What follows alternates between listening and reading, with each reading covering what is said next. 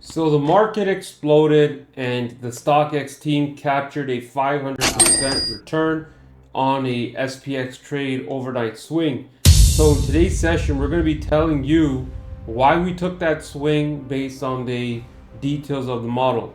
Now the news in this market has caused a general shift. The Iranian regime attacked the United States bases, but in a soft way. They gave it advance warning, and they haven't really done much, which caused a surge in the indexes.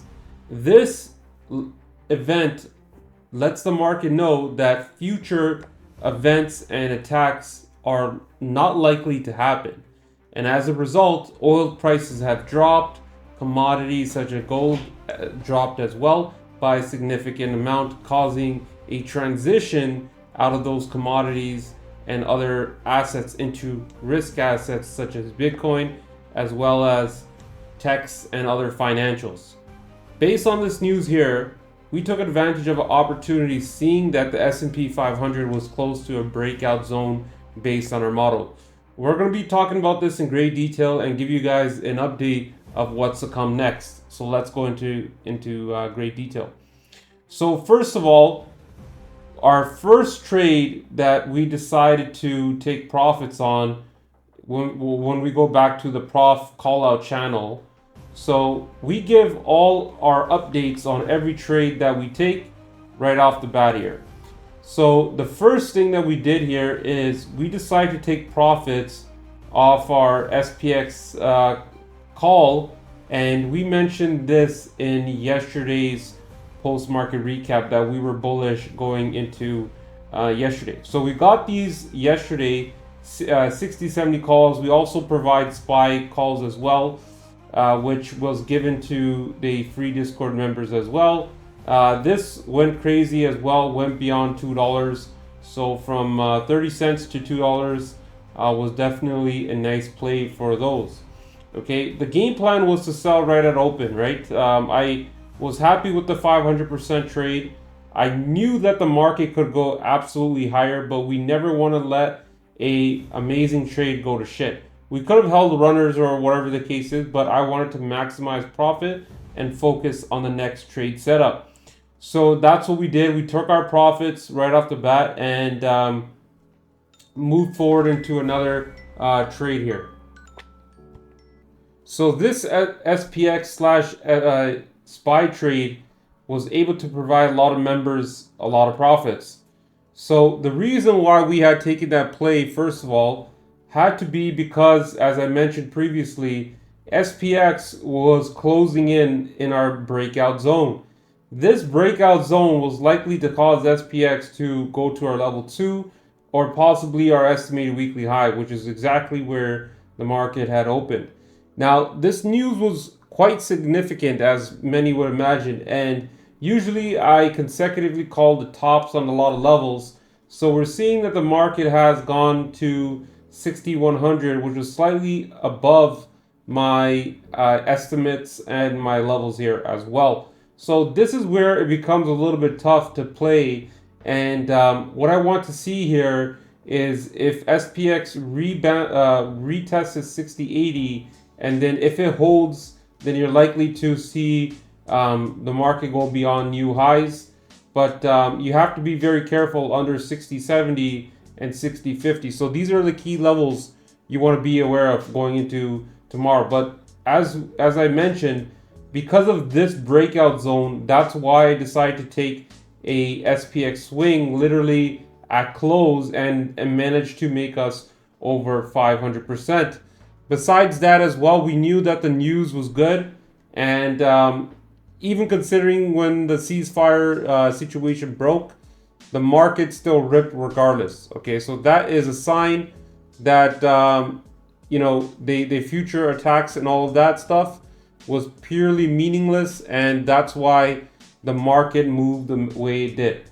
Okay, so besides that, we tried to get into arm calls. We knew that this was moving here as well. Couldn't get an entry. It just gone through my bullish breakout zone.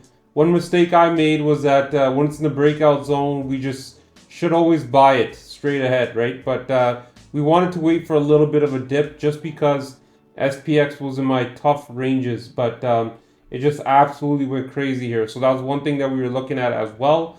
We wanted to look into Tesla calls as well. That didn't hit. We got these GS 645 puts here as well at one point. And now the reason why we bought this here is that because of this estimated weekly high. It actually did go up 20%, but I decided to sell at break even or a small loss only because it had possibility of testing my third inflection point, which was right there. And it was a very slow moving play. So this was only a $200 loss, which was not a big deal. The next thing we did is we put an order to buy CoreWeave calls here. And, you know, that was one of our A+ setups. We got this SPX 6100 call at around 1.53. Now, this SPX 6100 call was assuming that the market would rip to our level 1 bullish. So going to our daily levels here, we'll zoom on this side over here. We could see that our SPX levels pretty much came in clutch, telling us that it was most likely possible that the market would hit this inflection point.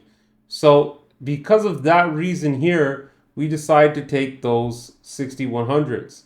Now the 6100s, they ended up doing very, very well. And as a result, it was a great opportunity for us to make profits, right? Because the market is at extreme levels, you know, we pretty much seen a 5-point move every 30 minutes, sometimes even an hour. So it was a very slow pace moving market, and we wanted to make sure that we take our profits consistently. So we took this 6100 and we taken profits of that for 50 cents. It ended up going to a double. It stopped at 3. We got these Broadcoms 265s.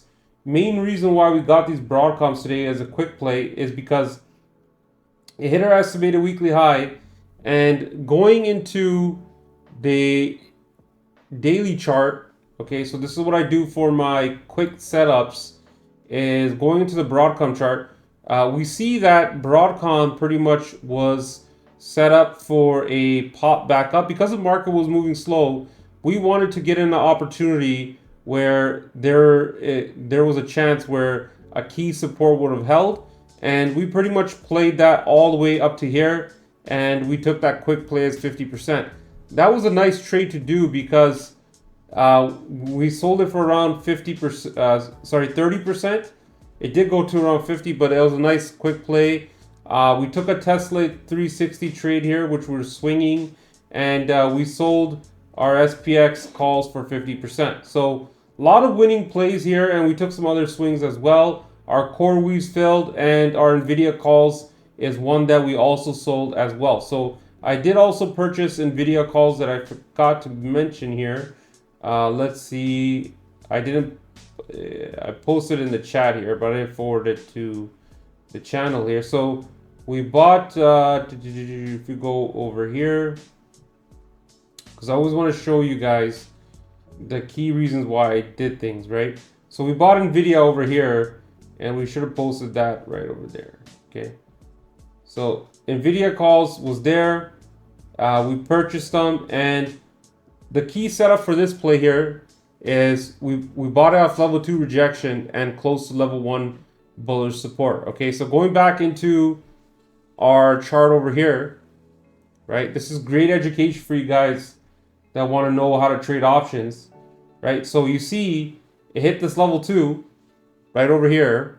This was that market open, and we waited for a dip where it was right up until this point. So I'll put this on a 5-minute so that way it's easier to see. You can see right over here that we got it close to level 1, so I got it around 145. You can see that the timestamp here was at 10:14 a.m., right? So if you guys look at the chart time, right, we got in at this point over here, this 10 o'clock. So this was near our level 1 bullish support. Level 2 always confirms the trend. Okay, so that means there's always going to be a great upside opportunity. So we bought it at that key support, and then we literally held it all day until it gave us 50%. You know, keep in mind, the market was like a slow grind market. So a 50% is a great return. So we banked on numerous plays here and so forth, okay? Going forward, I'm bearish on Netflix, okay? I see that it rejected my 1280 a couple of times. And although it didn't really move much today, I believe that it can go lower as well, okay? This is similar trade to when I called out core weave as well. On Monday, we banked nice on our puts because I said that this one can go lower here, okay? So I'm bearish on Netflix, and under 1270, it can dump to my level 1 here. So we're just going to be looking at that moving forward here. Overall, this week is setting up where you got Fed Powell speaking. Fed Powell's commentary today was pretty much meaningless. I pretty much stopped listening in halfway through when we haven't heard really anything new, and you know, it was more or less meaningless. You know, pretty much the same thing the Feds have always been saying, data dependent stuff, but they just want to wait and see about what happens with inflation, which seems like it's kind of the wrong thing to do, but overall has no real impact on the overall market situation. So tomorrow we want to see if the housing committee can pretty much give some meaningful questions that Powell can actually answer. Okay, so a lot of questions to Powell was tossed about the fiscal policy, which he doesn't really address. So we're going to be looking at that. New home sales. But more importantly, guys, I think the key catalyst that we know that's going to be coming up has to do with MU earnings. Okay, so that's going to be impacting a lot of the semiconductor stuff. So LRCX, ASML, and all that stuff. Okay, so we'll be paying close attention to that. So that's all what I got going on right now. I believe that the market's going to be moving in somewhat of a moderate to slow pace here, and taking consistent profits is where you want to go. When the market is moving in a straight upward direction, you want to use that opportunity to buy the dips whenever the premiums or options give you so, and take puts as a quick play. Right now, the news flow is bullish. The geopolitical tensions have de-escalated and is becoming meaningless because the attacks, like I've mentioned, have not resulted in any sort of major casualties for the United States, and overall the de-escalation is there. So war is exactly not bullish. I wouldn't say it's bullish. I would say the reason why a lot of people see that markets tend to rebound off war news is simply because the market is hedged, and when there's no news, that's good news, and that's when covering rallies start.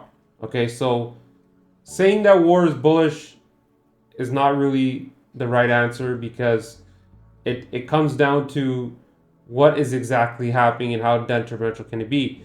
A terrorist event or something that is hurting the domestic economy, or even one that you know, causes casualties on the U.S. side, is something that is bearish. Okay, but we haven't seen that, which is a good thing. And overall, the market is calmed on the geopolitical side. So do not be biased, waiting for your shorts to pay off these particular events that are most likely not going to happen. Okay, so thank you for tuning in, guys. We'll see you guys in the next one. And like always, let's get that money.